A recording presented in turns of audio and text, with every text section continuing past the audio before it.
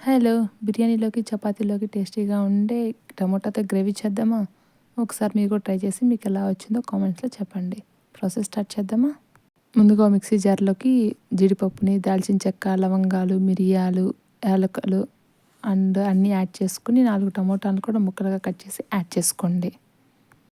కొంచెం పసుపు పొడి యాడ్ చేసుకోండి. కోర్స్‌గా గ్రైండ్ చేసుకోండి. మెత్తని ప్యూరీలా కాదు, కొంచెం కోర్స్‌గా గ్రైండ్ చేసుకొని పక్కన పెట్టుకోండి. ఒక పొయ్యి మీద ప్యాన్ పెట్టేసి ప్యాన్‌లో ఆయిల్ యాడ్ చేయండి.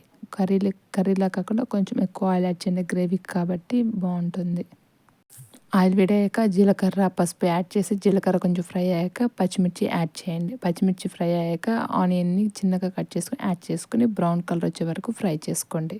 ఆనియన్ బ్రౌన్ కలర్‌కి వచ్చినాక మీరు కోర్స్‌గా గ్రైండ్ చేసి పెట్టుకున్న ప్యూరీని యాడ్ చేయండి. యాడ్ చేసి దానిలో కొంచెం సాల్ట్, కారం యాడ్ చేసుకొని మీ టేస్ట్‌కి తగ్గట్టు వాటర్ సపరేట్ అయ్యే వరకు కుక్ చేసుకోండి. వాటర్ సపరేట్ అయినాక పెరుగు యాడ్ చేసుకొని పెరుగుని బాగా మిక్స్ చేసి ఆయిల్ సపరేట్ అయ్యే వరకు కుక్ చేసుకోండి. అంతే, టమోటా గ్రేవీ రెడీ అవుతుంది. ఆయిల్ సపరేట్ అయ్యాక కొంచెం కొత్తిమీరతో గార్నిష్ చేసుకొని సర్వ్ చేసుకోండి. అంతే, ఎంతో టేస్టీగా ఉండే అండ్ క్విక్‌గా చేసుకునే టమోటా గ్రేవీ రెడీ. మీరు బిర్యానీ, చపాతీ దేంట్లోకైనా బాగుంటుంది. Thanks for watching. సబ్స్క్రైబ్.